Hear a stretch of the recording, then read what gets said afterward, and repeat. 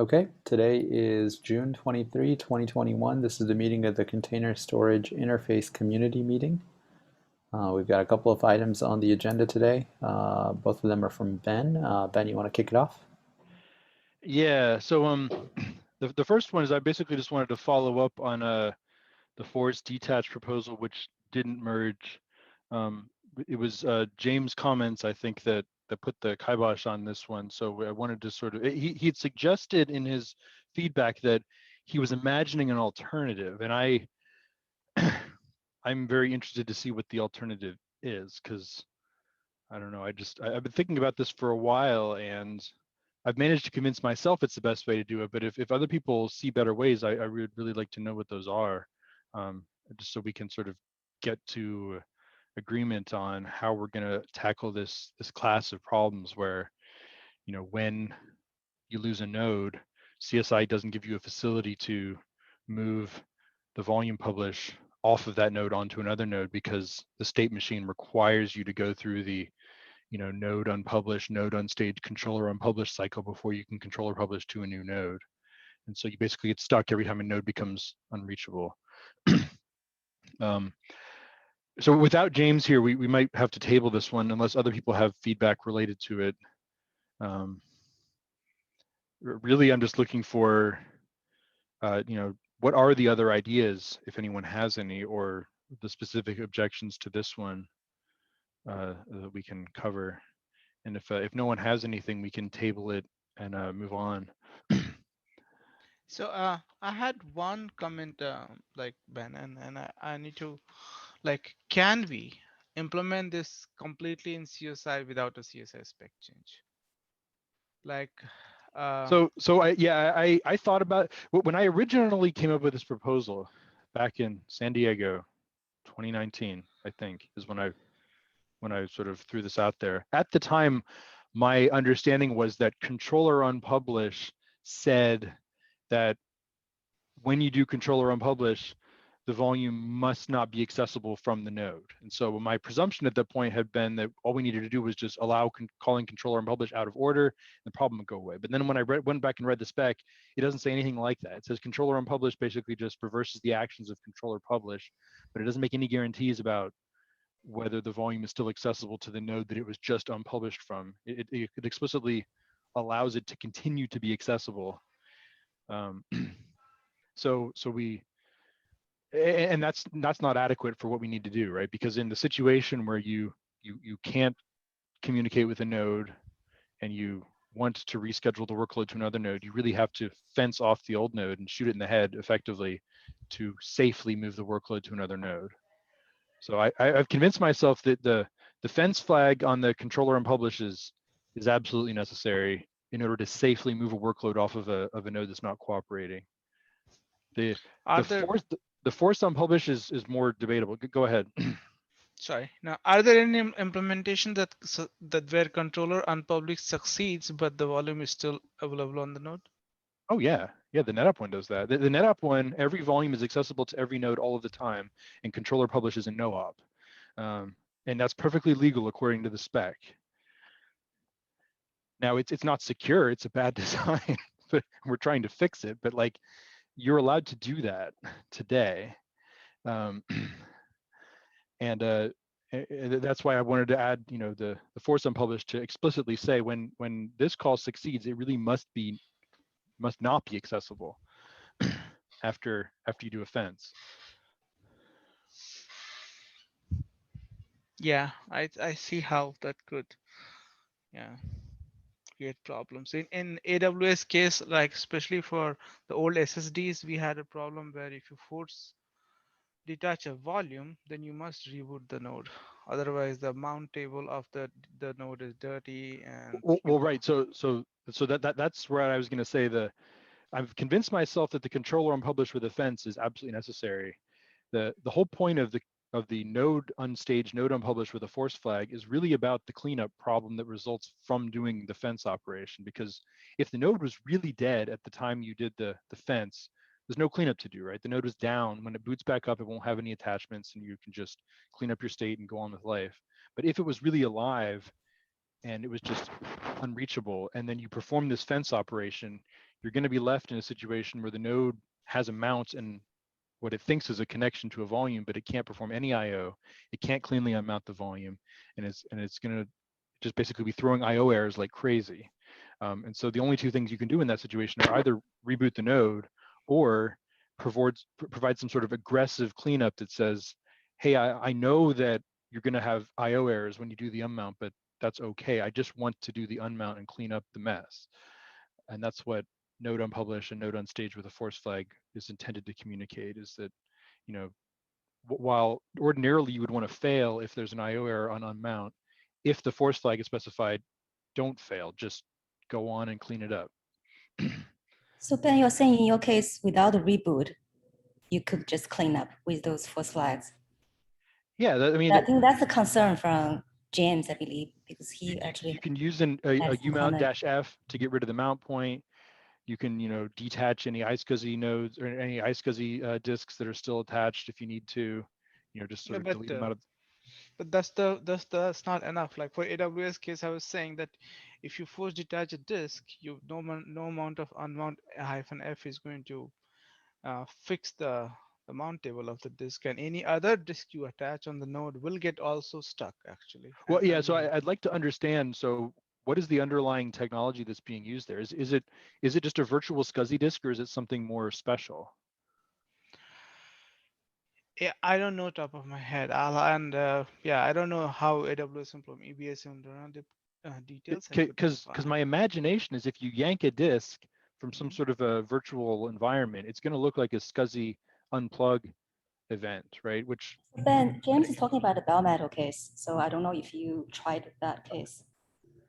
Well, yeah. So with bare metal, it depends on the nature of the CSI driver, right? Like you can run an NFS or an iSCSI based CSI driver on bare metal, and it'll work fine because it's just using iSCSI and NFS.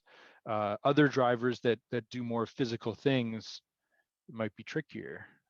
We'd have to think. I'd like to hear the specific examples of the ones that are going to run into trouble, because that'll tell us what we need to enhance or what we need to add to cover those additional cases. But I think in principle, you know, the important part is the controller unpublished with a fence. So for volumes that have controller publish unpublish and support this capability, you should be able to say block this node so that when I put it on the other node, I don't have any chance of corruption.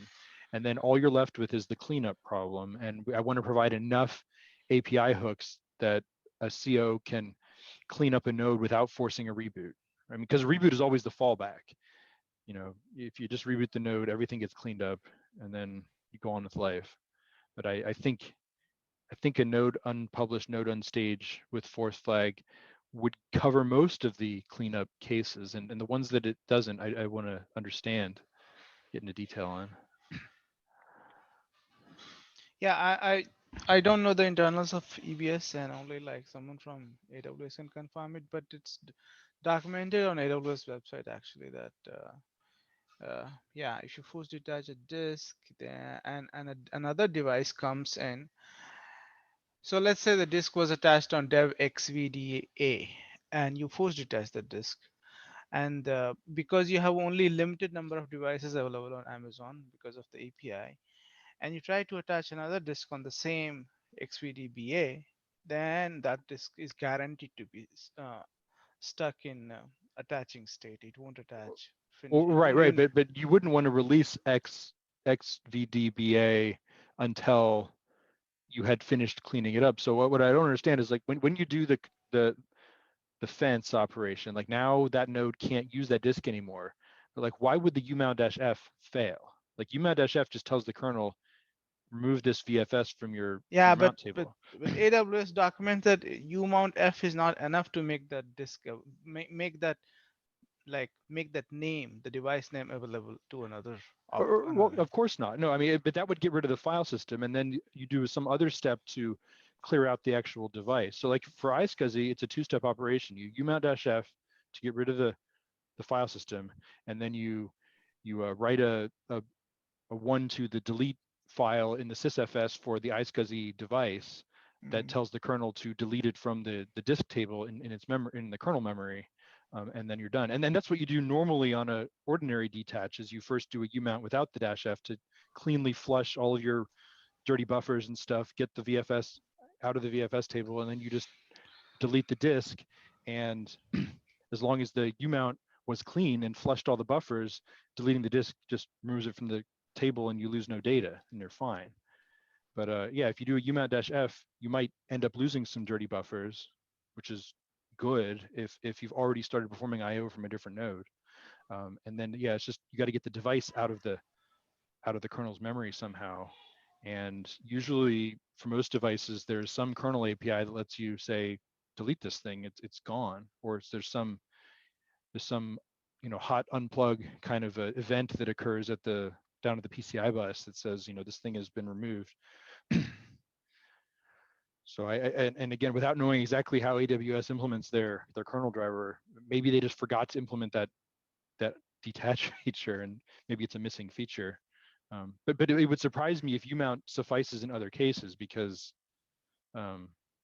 all U-mount should do is get rid of the VFS, not the block device. And I'm guessing EBS gives you a block device that you could, in principle, use as a raw block device without ever mounting. So you need some other mechanism to get rid of it when you're done with it, if it's a raw block device. Yeah, there's some magic going on underneath. I don't know. So I guess what I'm asking for is, like, can people who see issues, specific issues around the cleanup half of this, bring it to the group and let's try to figure out what we can do that's better. I don't, or if someone has a completely different high level approach, which is what James seemed to be implying. He was saying maybe this can all be done on the CO side, and like, if he has an idea of how to do that, I'd love to hear it. It doesn't. I don't see how it could be He's done on the talking about CO the side. reboot, which I Okay. I don't think we should do that in that non-graceful no shutdown. I don't think that should be part of that cap. There's some I other agree. approach. There's some. We should never require a reboot. We might call out that reboot is an optional fallback that will solve the problem, but there is a better way which doesn't involve rebooting and involves using the API we provide. Yeah, I guess that's the concern. I think. Zing, the reboot thing is it like that bad? Because what we primarily want to solve in AWS is, in Kubernetes is to move volume from shutdown nodes. The node was already shut down, so and it will get booted up. So that is not a problem for us, is it? Like the problem is. Don't know, as we automatically trigger reboot in that approach. So actually there is some other there is another approach that is already, I forgot what the name. I think it's maybe node fence something. Actually, it has a approach for you to do a reboot. There was some suggestions of saying, whether we should incorporate that. We could definitely look into that. I'm just not a fan of that. I think it's too intrusive for us to. What I'm saying is, the most people who are running into this problem have a problem that the node was already down and their volume cannot. Right. So should we actually narrow the scope of the cap? Just say maybe we only do this if the node is really shut down. We can detect that. We can take a look and see that there is this graceful shutdown cap, right? I think there is a way to detect that it's really shut down. Should we just start from there? James did propose one alternative, which was like node granular instead of volume granular, where you could somehow inform. What does node granular mean? His one of the proposals he made in my PR was, instead of doing individual controller unpublishes or node unpublishes on volumes, you could have some signal that says the entire node is gone, that the CO can send to the controller plugin of the SP and say, unmap all volumes from this node, or make all volumes inaccessible to this node. Basically remove this node from your access lists across the board, because we're either it's down for maintenance, or it's dead, or it's in an unknown state, and you want to fence it off. And then in theory, you could, before allowing any workloads to move back to that node, you'd have to send the opposite, like node returned kind of an operation. And then the CO could, in principle, do all of this at a node granular level and say, instead of going volume by volume and unpublishing and unstaging and force deleting or force detaching, you would just say this whole node is dead. But what I don't like about that is, in principle, in Kubernetes, you can have a bunch of pods on a node with different tolerations to the node unready taint. So some of them might become unready or might self-evict within 5 seconds of the node becoming unready, and other ones could hang around for 5 or 10 minutes before self-evicting from the node. And that's controllable by the end user, right? So Ben, there's another thing I want to bring up. Actually, I hope Jean's here. I was just digging some of the history of that CAPEX that has been there since 2018. So I'm not familiar with some of the history, but I saw there was actually some node taint called node shutdown. And Jean actually opened that issue a long time ago, maybe in 2018. And then there was actually an implementation that got merged that add that shutdown taint. But I'm not sure what's the status. I actually need more time to dig into the status of that. Is that actually implemented by the cloud providers? I think that's from the cloud providers' point of view. Okay, she but actually has a write-up on like various cloud providers, what they do. As an end user, though, it doesn't make sense to tolerate that taint, because if the thing that applies the taint really knows the node is shut down, then there's no point. Yeah, I just like to know the history. I'm not sure. I saw this PR is already merged, but and she opened that issue, but I don't know what that used for. The point I was trying to make is that if you have a lot of different users and a lot of different pods, some might want to evacuate immediately from a non-ready node, or others might want to hang around. Because in our CAD, we also have this taint, right? We are trying to add some taint, saying quarantine. So even there is already a taint, maybe we can just use that. So that's my point. Okay. Yeah, I don't know what's that used for, or whether it's still there. Okay, so Jing too, the shutdown taint. So we have a shutdown taint that gets added by. Oh, that's already there. Okay. Yeah. But what's it's only for yeah. It's right. Originally, the shutdown taint was added so that we can actually move volumes from the node that have been shut down. But there is and it's I think it's not implemented by all cloud providers. Most of them implement it, but we got into roadblock because when a shutdown node is rebooted and it comes back again, then it's possible that, like, even though node has shut down, the volumes are still attached to it, and we try to detach the volumes, and the node has shut down taint. We are trying to detach, but some volumes are still there, and node is coming back, and suddenly, like, you have this volume that is accessible from more than one node. So that was Jing had a design kept around using the shutdown taint to detach volumes from shutdown node, but that did not get merged because of this race condition that we for stateful set workloads. Now yeah, so like sometimes we have suggested some customers to actually use the taint, and if they're really they can run external controllers that detect this shutdown taint on the nodes and force delete the parts on it, and that would trigger the detaches. And yeah, it could be used as external. I just don't think it's safe to use any mechanism that doesn't rely on the storage controller's ability to block nodes from accessing, because of that whole class of problems where when the node is coming back up, unless something external is blocking its access, you can't guarantee it won't try to perform IO on the volume that it still had access to when it shut down. Yeah, I think that there's an interaction here between like controller unpublished with force and or fence and shutdown taint. If we can use it some way together, that will help. Like narrowing the scope in that sense helps. Like we don't have to worry about like all the running like force detaching volume from running nodes. That's where it gets like. Yeah, okay, I'll take a look at that and see if we can actually use that. But the point I was trying to make earlier about, whether you do this node granular or volume granular, is that, it's better if different pods can decide how long they want to wait before having this functionality where they evacuate the unready node and move to another node.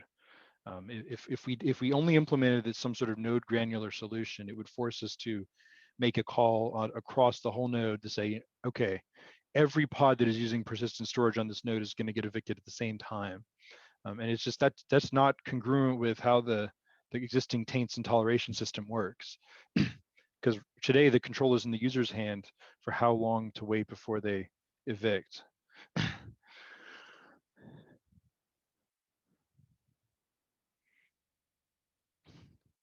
So I like doing this at a volume granular level if at all possible. I do admit that it would be simpler to do it at the node granular level, but I think it would not address all the use cases.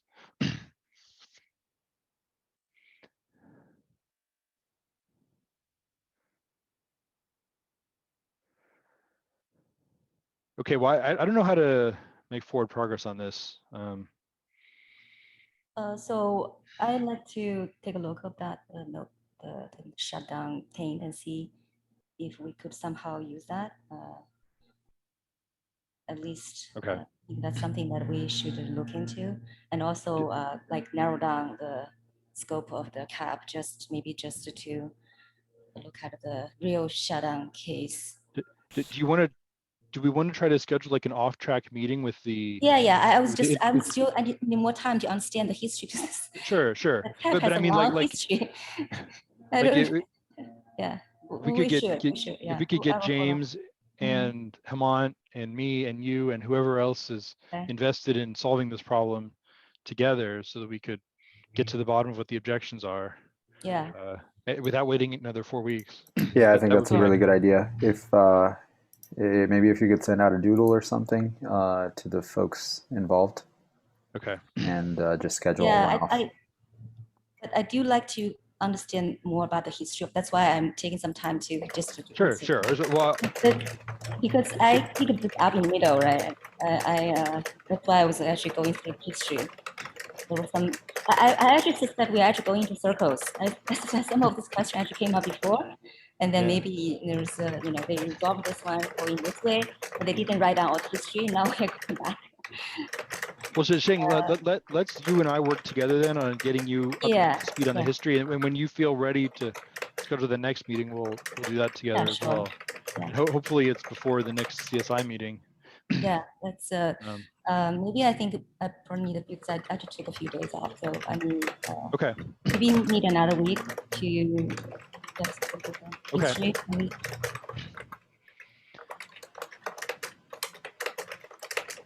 Okay, cool. Thank you for following up on this, and yeah, I'm looking forward to a dedicated meeting to discuss this. Hopefully we can get James there as well. Next item, Ben, you've got ID mapping and mounts. Yeah, so this is mostly something I just wanted to socialize. I'm not sure this will result in work for CSI, but maybe it will, so I wanted to bring it up. So some of you may remember that I've been grousing in the Kubernetes meetings for the better part of a year about how UID, GID handling is terrible. And we have various hacks to try to make it less bad, like, recursive chowning file systems, and we're adding this group ID change for the published volume. We have, what are the schemes? You have various things like security context. You can put a Kubernetes that set the user ID and group ID of the pods so that different pods working on the same volume can have mutual access to the same files. This is all stuff that you wouldn't need if the kernel just performed mapping of IDs on the mounts in a way that the UIDs and GIDs on the actual files on the actual disk mapped to the UIDs and GIDs inside the various containers that were using that volume. And so the problem has been ever since container support was added to Linux, like over 10 years ago, that this was just a missing feature. And so I've been complaining that, why don't they go do something? Well, it turns out they finally did. In April of this year, Linux 5.12 added an ID mapped mount feature that will finally let us solve this problem. And the way it works is you can hand user ID or user namespace to this mount set attribute system call, such that every UID and GID access through the bind mount will be mapped through the user namespace, similar to what happens at the container level. If you're using Cryo as your container runtime and your and root, you think you're root inside the container, but you're actually UID 1 million outside the container. Today, what happens is when root writes a file, the kernel stamps UID 1 million on the file he just wrote. What will happen with the shifted mount system is it will actually write UID 0 on the file, no matter what or whatever the reverse mapped user ID is. So if we can get support into various COs, including Kubernetes, for these UID shifting bind mounts, then all of the other problems around file ownership go away, I believe. You no longer need any recursive chown ever.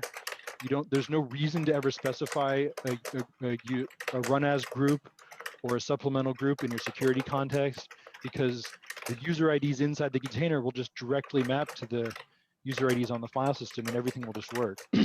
So I'm excited about this Linux kernel feature that just came out. And what I was trying to figure out and I only discovered this on Friday, and I was talking to him about it on Slack, and I think he's excited too. What I don't know is, like, to take advantage of this, would CSI have to change at all, or is this something that would change in the container runtime, or is it something that would change in the container orchestrator itself? Somewhere between when CSI returns the mount and then the CO hands that mount to the container runtime.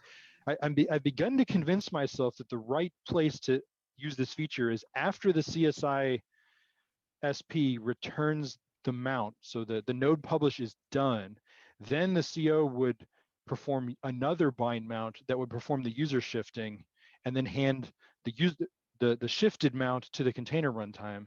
And I believe if we do it that way, then you could get the advantages of this feature without touching either the container runtime or CSI. It could all be done in the CO, I think. But I've only been thinking about it for like 2 days. And I just wanted to sort of socialize this exciting new Linux feature as a potential solution to all of our UID GID problems, and get other people thinking about it. And I'm going to bring this up in the Kubernetes community too, but because this meeting happened first, I'm bringing it up here. Yeah, that sounds super cool. Yeah, this is super awesome actually. And yeah, if we don't perform another bind mount, we'll have to move it to CSI spec. And then it has to also, I think some level of support is required in CRI also. There was some threads, yeah. Well, I think the right way to do this is we need to just prototype a solution that actually works. So someone needs to sit down and just write some code and demonstrate by proof by example that there is a way to make this do what we think it should do, such that if you are root inside the container and you write a file, it gets UID 0 stamped on it. And similarly, if a file is owned by root, you can read it no matter what the container runtime has done to your UID in terms of shifting it back and forth. The reason I didn't like the idea of pushing this into CSI when I started thinking about it is because the actual facility down at the Linux system call level involves namespaces. And I don't know how we could possibly express the concept of a namespace in CSI. So yeah. It feels like a CRI thing or a CO thing. And because it can be done as a bind mount on top of the mount that's already performed by CSI, I'm inclined to think this is something you do after CSI is done and you have a published mount point. Then you go on top of that with another bind mount that shifts everything to get the desired behavior. And I don't think there's any performance penalty to doing that. I don't think. There's one, so there's just a thing about the Kata containers, like the Kata container runtime that implement like run C, basically the same CRI implement, but they lack some features. And the reason I'm bringing up is this because like I think that there has to be some support in the spec or somewhere about how this is supposed to work, like whether kubelet will do it or if it's undefined from container runtime, so that it just COs does it, so that we don't get into trouble with each individual CRI doing its own thing. Like we are running into similar problem with like SLNX support in particular, actually, where like some runtimes don't implement it correctly and they don't work with SLNX. and FS group was supposed to work across container runtimes because kubler performs recursive ch on chmod, but it doesn't. Oh, actually, that works perfectly. But yeah, so FS group mechanism works across every container runtime. SLNX does not work, but it gets up because it gets applied as a mount option. This bind mount is similar. So yeah, there's like some sort of broad consensus needed in CRI, if that makes sense. Yeah, but this is, as far as I'm concerned, it's a feature that should have been part of Linux containers 10 years ago, and they just forgot to do it until now. And so finally it's here, and we should be excited. Yeah. Also, like how blocked we are on like Linux kernel 5.12 being universal, like or widely available. Oh yeah. I mean, this is a brand new kernel. It'll take a while to percolate into various distros and stuff. But I think the Kubernetes side of the feature will also take a while to get done. So if we start now, maybe by the time we have a design and an implementation, maybe the Linux kernel will be widely available, or at least available enough that like you can detect that you have the feature and use it when you do and do something else when you don't. I mean, I hope we all agree that like recursively chowning files is a really bad idea. And it's a fallback that we have to use because we don't have something better. This is way better.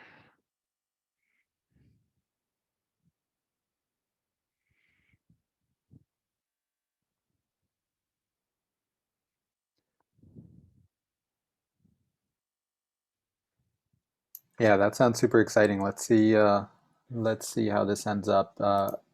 We can probably add it to the Kubernetes the next release to kind of design and prototype it. Yeah.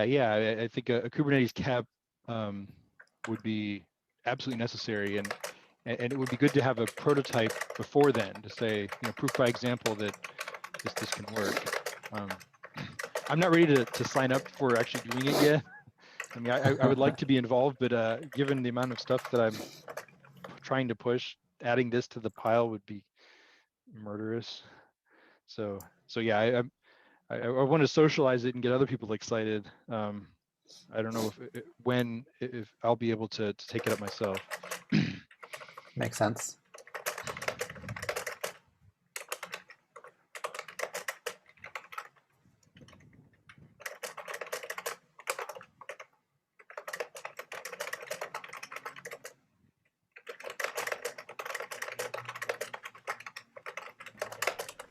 Yeah, if anyone else on the call is interested and wants to help prototype, reach out. This would be a fun project to kick off.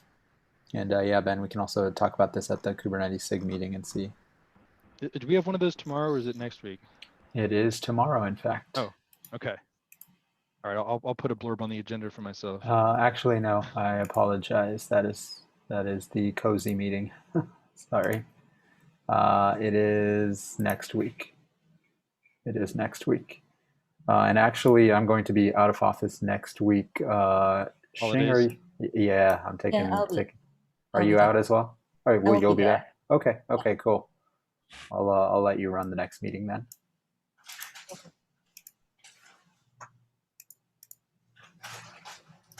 All right. Anything else to discuss? That's it for me. All right, cool. Thank you, Ben. That was a good discussion. And for everyone else, CSI 1.5 was merged about a week or two ago. And on the Kubernetes side, folks are working on getting that integrated. And looks like we've still got a couple of issues that didn't make it, like the force detach. We'll have a one-off meeting to discuss that and hopefully drive that towards consensus. And then a cool new feature in the Linux kernel that we could potentially utilize across Kubernetes and Linux. Thanks, everyone. Anything else to discuss? Okay, we'll end a little bit earlier today then. Thanks, everyone. Take care. Thank you. Bye. Bye.